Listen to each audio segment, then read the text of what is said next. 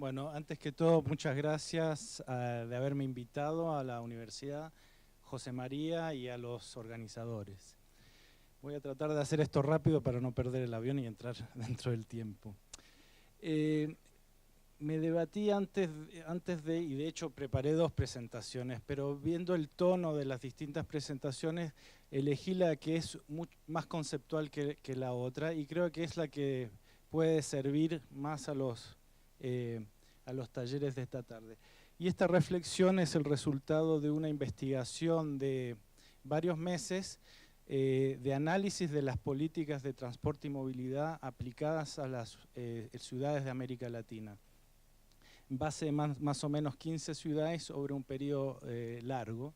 Y de ahí saco lo que se puede decir, tal vez una propuesta de marco conceptual y unas reflexiones que pueden servir para la aplicación de políticas en el área metropolitana de Mendoza. La presentación entonces viene en dos partes, una que relata un poco esta revisión histórica de las políticas de transporte en América Latina y una exposición de lo que puede ser un marco conceptual para organizar propuestas, políticas, planes y proyectos en áreas metropolitanas. Bueno, la primera parte. Bueno, lógicamente, como el sujeto de estudios de América Latina, lo primero que hay que resalta es que vivimos en una región que, si uno mira cada una de las ciudades y países, es diversa desde el punto de vista del tamaño de las economías, del tamaño de las poblaciones. Tenemos países con ciudades que son metrópolis grandes como Buenos Aires, Río, Sao Paulo, México, y por otro lado ciudades más pequeñas y países más pequeños. Tenemos países que son de desarrollo intermedio, de ingresos medios, como Argentina, Brasil, México, y después países mucho más menores en ingresos y dentro de los que los organismos multilaterales se llaman de ingresos bajos, como Bolivia, como Centroamérica. Tenemos diversidad de matrices productivas, tenemos países que son exclusivamente rurales, tenemos países que tienen algo de industria, tenemos países que viven mucho de la exportación, otros más con mercados internos un poco más robustos. Y tenemos diversidades en organizaciones políticas e institucionales. Tenemos países federales y otros países que son mucho más centralizados. Todo esto lo saben, pero lo interesante de esto es que aún así, con países que son muy diversos, este recuento, esta revisión histórica de las políticas, me fue mostrando que, a pesar de eso, las políticas de transporte urbano han sido muy similares en las aplicadas. Si vemos de lo más histórico, podemos resaltar, por ejemplo, la introducción de tranvías operados en general por empresas extranjeras, inglesas y norteamericanas, prácticamente todas las ciudades capitales con tracción a sangre inicialmente, y que fueron evolucionando a tracción eléctrica más o menos en el mismo periodo. Luego tenemos el inicio de operación de colectivos en los años 20, colectivos rodoviarios que empiezan a ingresar a los países, y es llamativo que esto sucede más o menos al mismo tiempo en todas las ciudades. Luego en los años 40, los años 50, el inicio de una era de más industrial, ve la estatización de las operaciones de estas empresas de tranvía, que empezaban algunas a funcionar menos bien, otras que simplemente por los tiempos políticos que corrían fueron estatizadas. Y luego, en los años 60, un cierre masivo de todos los tranvías en todas las ciudades, más o menos en la misma década, de fines de los 50 a fines de los 60. Esto también se da en Europa Occidental, más o menos al mismo tiempo. Y es llamativo porque no todas las empresas funcionaban mal. Esto tiene que ver con la introducción y la competencia y tal vez la mayor flexibilidad de los ómnibus en las ciudades. Y fines de los años 70, el deterioro y privatización o eliminación de las empresas públicas de transporte. La mayoría de las ciudades, no la mayoría, un gran número de ciudades tenían empresas públicas o municipales que operaban los sistemas de ómnibus. Entonces esto es llamativo dada la diversidad de nuestros países y ciudades. Ahora, el análisis, llevándolo un poco más al detalle de los últimos 30, 35 años, muestra algo interesante.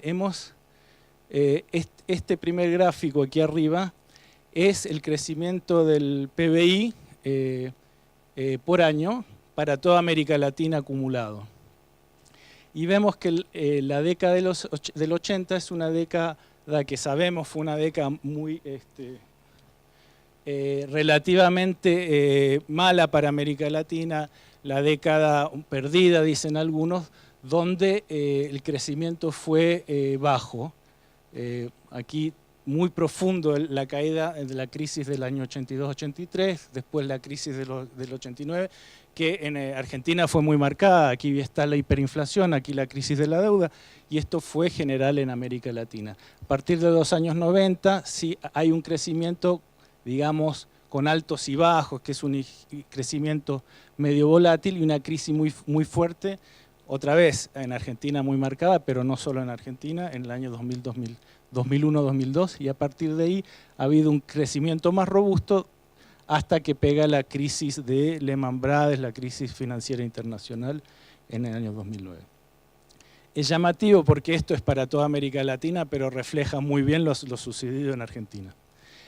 En el mismo periodo, si uno mira la inversión en infraestructura, destacan dos fases muy interesantes, que es entre los años 80 y a partir de los años 90, en lo que es la composición de la inversión en infraestructura.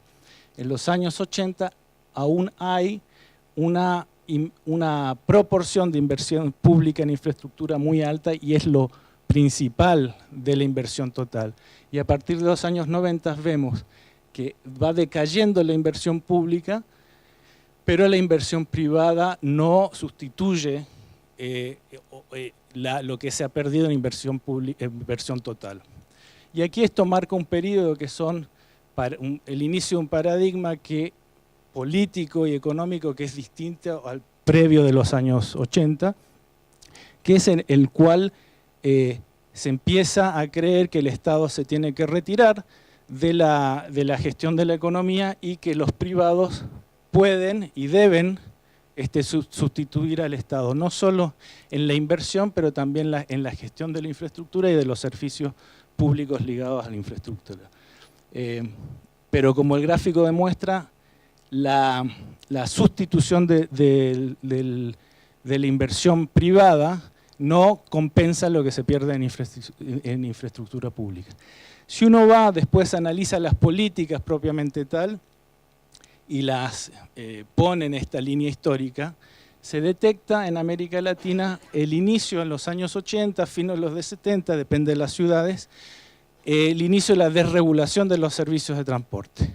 En esta fase hay ciudades paradigmáticas como Santiago de Chile, las ciudades colombianas, etcétera, donde se desregulan todos los servicios a punto tal de que son los operadores mismos que fijan sus recorridos, la calidad de los vehículos, incluso en Santiago las mismas tarifas.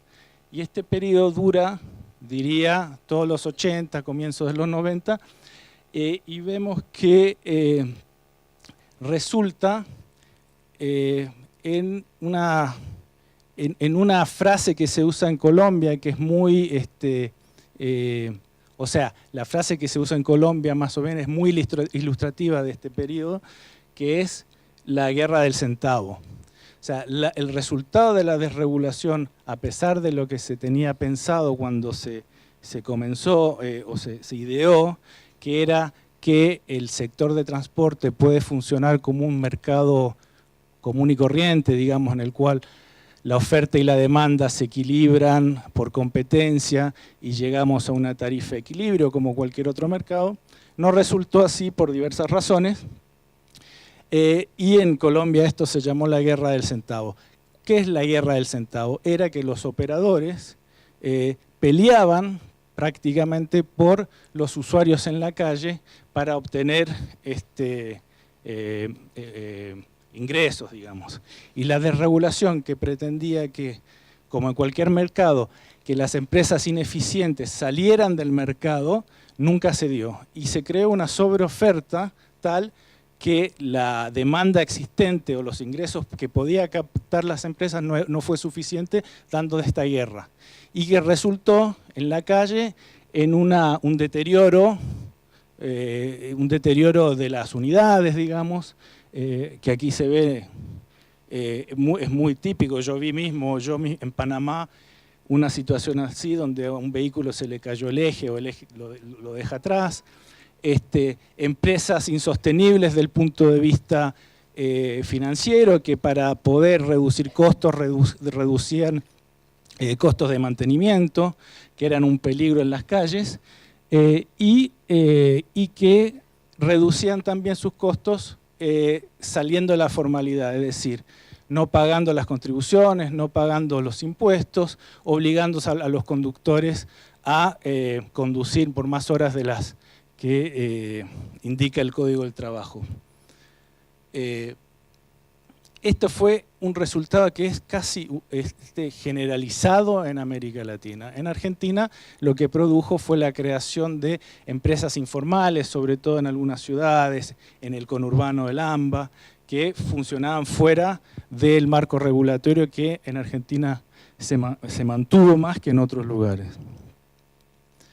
Bueno, a partir de ahí, y un hito es mediados de los años 90, nos empezamos a dar cuenta que las externalidades negativas creadas por el sistema son tales que hay que hacer algo. ¿Cuáles son las externalidades negativas? La contaminación, la congestión, la accidentalidad. Y es a mediados de los años 90 que se da la reunión de Naciones Unidas sobre el tema del medio ambiente, el cambio climático, y las ciudades empiezan a darse cuenta de que esta situación es insostenible. De hecho, el metro de Medellín, que vimos hace un ratito, empieza a operar en el año 95. En el año 96 empieza a operar el trolleybús de Quito, que es el primer sistema, después de Curitiba, de un vehículo en vía exclusiva con separación física en América Latina. Es el primer, lo que ahora se llama Metrobús, es el primer Metrobús después de Curitiba en Quito. Y en el año 2000 empieza operaciones el Transmilenio de Bogotá, que es el más popular, el Metrobús que se ha popularizado más. Entonces, ¿cuál es la tesis acá? Que a partir de los años 90 empieza un esfuerzo por las ciudades de re-regular. A raíz de los desastres de la desregulación, intentan re-regular de alguna manera a través de lo que yo llamo una solución tipo proyecto. Porque en todas estas ciudades es un eje con un proyecto que tiene la pretensión de ampliarse y por osmosis prácticamente resolver la multiplicidad de problemas que había creado la desregulación, que no eran solo operativas, sino eran institucionales, eran económicas, y estos proyectos, desde mi punto de vista, quedan cortos. Esto resume un poco, desde mi punto de vista, lo que ha sido el resultado de estas soluciones de tipo proyecto individual. Y este es el proyecto que ha sido más popular o que ha tenido más popularidad de los metrobuses en América Latina, que es Transmilenio. Transmilenio empieza a operar en el año 2000. Esta es una encuesta de opiniones que se hace de manera regular en Colombia, en todas las ciudades. Y empieza con una popularidad de 4,7, que 5 es muy bueno, de calificación de los usuarios. Y ustedes ven ahí la línea de lo que ha sido la opinión de los usuarios de Transmilenio hasta el día de hoy. Para ver que esto no es generalizado, acá están los sistemas paralelos u otros que existen en la ciudad que mantuvieron una opinión más o menos constante en el periodo. Porque es importante, por eso lo llamo la solución tipo proyecto, que en todas estas soluciones se creó el eje con la solución de la empresa, pero siguió operando en el resto de la ciudad el sistema que resultó de la desregulación, un sistema informal, precario y de baja calidad. Sin embargo, en la ciudad, en Bogotá, mantuvo una opinión ese sistema, que es la buceta, constante en relación a la caída de la apreciación de Transmilenio. Un índice de lo que está sucediendo en estos proyectos y que tiene que ver con la estructura de estos proyectos, está acá. Esta es otra encuesta. Cuando se les preguntó a los usuarios qué pensaban de si Transmilenio le había reducido el tiempo de viaje, ahí tienen que 21% dijo que sí, 37,1% que igual y 33,6% que no.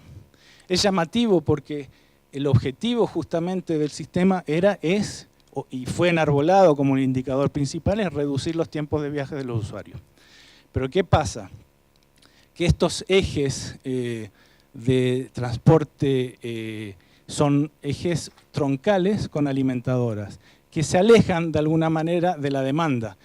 Y si uno empieza a agregar el tiempo que se aleja de la estación de la demanda y que hay que caminar, el tiempo que hay que esperar en el transbordo, y el hecho que el bus, si bien está en vía exclusiva, comparte intersecciones, la confiabilidad no es la misma que la de un metro, un subte, un ferrocarril. Por lo tanto, aparentemente, el ahorro de tiempo que generan estos sistemas, si uno mira todo el tiempo generalizado, no es tal. O por lo menos no es lo que uno quisiera, digamos. Ahora, si uno mira el tema de una externalidad, un par de externalidades, que aquí está es la contaminación y el ruido, vemos que 47% consideran que el Transmilenio redujo la contaminación y solo el 11% que no la redujo. Entonces, aquí empieza a suceder algo importante y que es que uno tiene que reflexionar, que estas cuestiones, estos indicadores y estos proyectos no resuelven todas las cuestiones de la misma manera y no, incluso puede que vayan en dirección contraria a lo que uno quisiera, ¿no? Entonces, ¿cuál ha sido la consecuencia? A partir de, diría, los últimos años, a partir de fines de los años 2000, en ciudades como Colombia, en ciudades como Quito, de alguna manera en Santiago de Chile, en las ciudades que apostaron a la solución de proyecto único, dejando todo lo demás igual, se han dado cuenta que no es suficiente. En Bogotá han empezado en los últimos años a introducir lo que se llama el sistema integrado de transporte, que es tratar de solucionar lo que quedó afuera del eje troncal, o sea, del Transmilenio, e incorporarlo.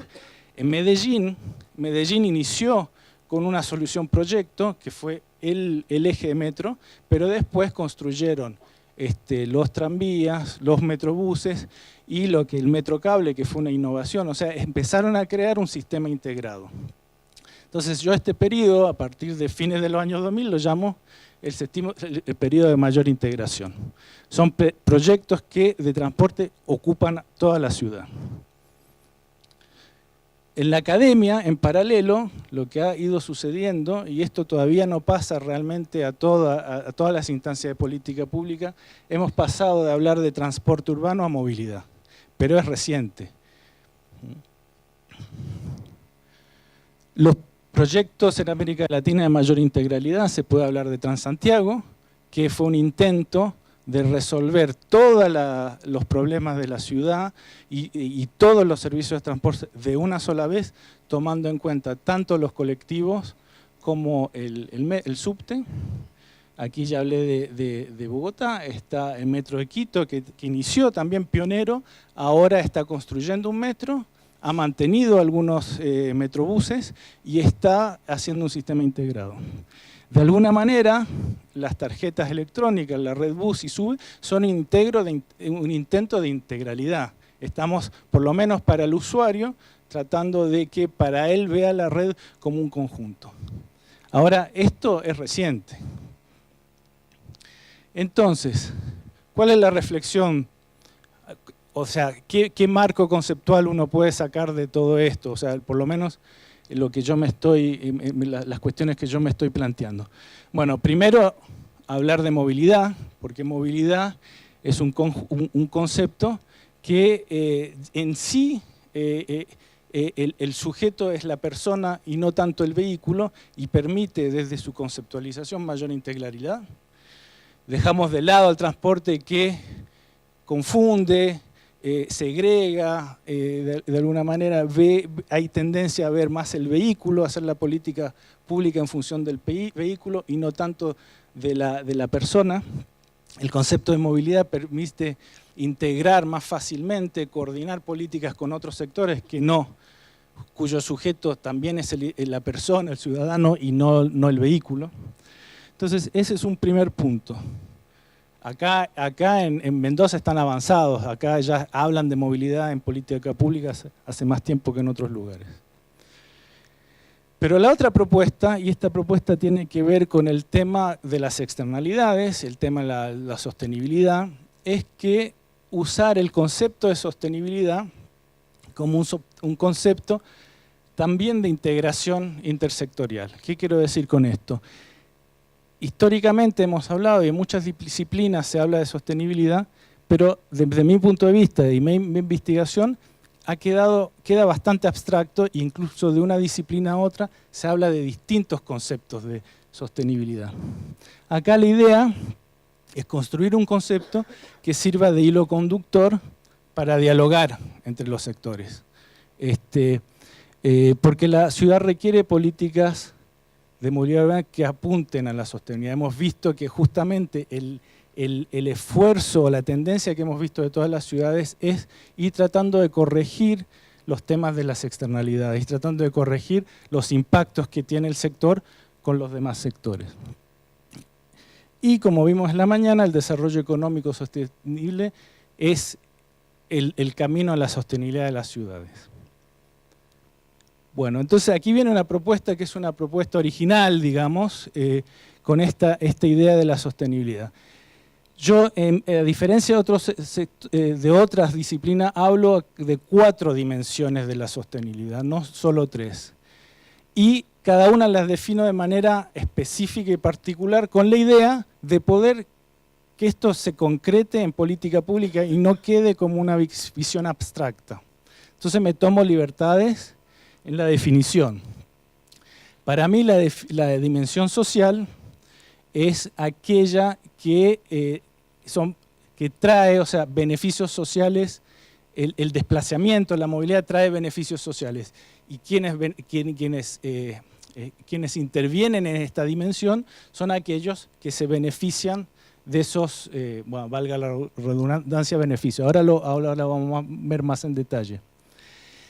La dimensión económica es aquella que presenta los costos directos de la organización del transporte. Acá estamos hablando, en algunos se diría financiera, acá estamos hablando de la ecuación económica de la empresa que provee el servicio, ¿no?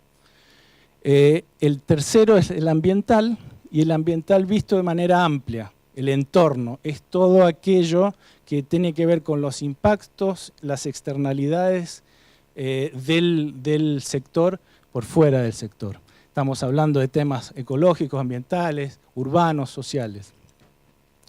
Y el cuarto, que es el más novedoso, es el institucional. ¿Y qué entiendo yo por la definición institucional? Sería como una envolvente a todo esto, que hace que todo esto sea posible, y en realidad estamos hablando de la institucionalidad que permite la ejecución de las políticas, el financiamiento, la capacidad de funcionarios para regular o para diseñar estas políticas, ¿no? Ahora, esto por ahí lo han visto en otras disciplinas y se mantiene y viene, digamos, con este tipo de definición, pero mi idea es que cada una de esas definiciones se traduzcan a lo concreto de la política. Y lo que hago es, primero, que a cada una de las dimensiones les atribuyo un representante que sería un actor dentro del esquema. Okay. Primeramente, para la dimensión social me parece que el representante ideal, o sea, único, es el usuario. Y quien se beneficia o quien representa o quien acoge todos los beneficios sociales es el usuario, ¿no? Dentro de este sector. Cuando vemos la dimensión económica, quien es el representante de la dimensión económica es la empresa, es el operador, y cuya ecuación nos importa que sea sostenible es la de la empresa. Cuando vamos a la dimensión ambiental, acá lo que importa es la parte del Estado que tiene por obligación asegurar que las externalidades no afecten a toda la población, particularmente la que no está dentro del sector, porque es el Estado quien debe velar por la salud, por el bienestar de todos. Entonces acá nos importa, digamos, si se quiere, la ecuación del Estado. Y por último, la institucional, acá es la autoridad organizadora del transporte. ¿Qué capacidades tiene la autoridad organizadora para intervenir institucionalmente? ¿Qué capacidades tiene para diseñar? ¿Qué capacidades tiene para financiar? Esto ayuda a que cuando uno vaya viendo el problema pasar de lo abstracto a lo concreto de la política pública, incluso el diseño de un proyecto, se fije en qué le pasa a cada uno de estos actores. Y esto es importante porque lo que demuestra todo este análisis, no solo en transporte, pero en urbanismo, es que las políticas y los fenómenos no le pegan igual a cada uno de estos actores. Y esto es lo más grave. En la mañana hablaba mi colega de la cuestión de la competitividad de las ciudades y decía en un momento, dijo, que había deseconomías cuando había más competencia, había más empresas en el mercado interno que competían o había un alza de salario. Obviamente eso en negativo afecta el margen de una empresa, pero si uno lo ve desde el punto de vista del asalariado, que suban los salarios es bueno. Si lo ve desde el punto de vista del consumidor, que haya mucha competencia, redunda en la reducción de precios de los productos y es mejor para el consumidor. Entonces tenemos ahí ya, en ese sector, tres actores cuyos intereses divergen en un mismo, sobre un mismo tema. Y en transporte es constante y son estas cuatro dimensiones por lo menos. Aquí un último ejemplo y termino con esto. Si uno ve el fenómeno de transporte, hay distintos indicadores que uno puede mirar. Y esto muestra que se mueven de manera distinta según el enfoque que uno mire, la dimensión de la sostenibilidad de una manera. Si uno ve la cobertura, que es las redes en el territorio, mientras más amplia es mejor para el usuario, o sea, mejor, para la dimensión social. Pero para la ecuación económica de la empresa es más negativo porque tiene más amplitud, o sea, más kilómetros que ofrecer para menos demanda. Con lo cual es un indicador que le afecta negativamente.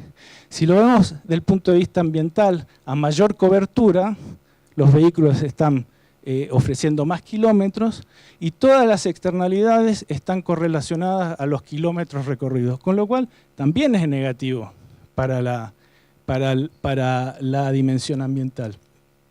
La institucional se mira de manera distinta porque es algo que facilita más que mide exactamente los conflictos entre dimensiones. Si vamos, por ejemplo, pasajeros por vehículo, mientras más pasajeros hay en un vehículo, más negativo para el usuario, porque va más hacinado en el vehículo. Si lo ve desde el punto de vista del empresario, mientras más pasajeros van en el vehículo, es mejor porque la empresa tiene más ingresos por mismo costo.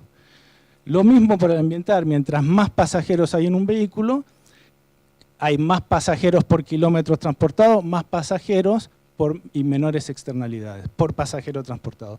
Y ahí uno puede ir cada una de estas, como no tengo tiempo, podemos ir viendo cada una de estas dimensiones. Acá la esencia es que el fenómeno de transporte, y me atrevería a decir que casi todos los del urbanismo, encuentran conflictos de intereses entre cada una de las dimensiones. Con lo cual, la solución, la política, el proyecto, el plan, no encuentra una solución que sea tan fácil. Y por eso lo que yo yo aquí pongo lo que sería el conflicto, y por eso el marco anterior, que son marcos que demuestran que los marcos conceptuales y las políticas van cambiando en tiempo, y hay una visión distinta si uno lo ve desde el punto de vista de grupos sociales en conflicto versus el marco analítico ortodoxo, que es el individuo que toma su decisión de viaje. Y aquí lo que yo propongo, para la reflexión, es que en realidad para que una política sea sostenible, en este caso de movilidad urbana sostenible, hay que encontrar un equilibrio entre los intereses de estos actores. ¿Por qué? Porque es el equilibrio de los intereses de los actores que nos permite decir que las dimensiones de la sostenibilidad entran en equilibrio. Y solo cuando todas las dimensiones de la sostenibilidad están en equilibrio, uno puede decir que el fenómeno es sostenible. Porque si hay una que no es sostenible, no va a haber sostenibilidad del conjunto. Si la empresa no tiene ganancias, y en algún momento se va a caer la empresa. Pero si la empresa tiene ganancias y todos viajamos hacinados y no hay cobertura en toda la área, bueno, el usuario no tiene un servicio adecuado. Si el sistema genera externalidades tales que crea smog en toda la ciudad, el sistema no es sostenible tampoco, pero si el sistema tiene una cobertura chica y estamos comprando vehículos que son de muy alta gama y que son muy caros, tal vez no tenemos la capacidad institucional para financiar ese tipo de vehículos. En fin, lo que propongo es que reflexionar, saliendo del marco ortodoxo que mira más bien al individuo y su viaje, y después se preocupa de las externalidades, de la institucionalidad, verlo desde el inicio como cada uno de estos actores como representantes de las dimensiones de la sostenibilidad, y la sostenibilidad está dada siempre y cuando cada una de las dimensiones sea sostenible, y para que cada una sea sostenible tiene que haber un equilibrio entre cada una de ellas. Muchas gracias. Se me va el avión.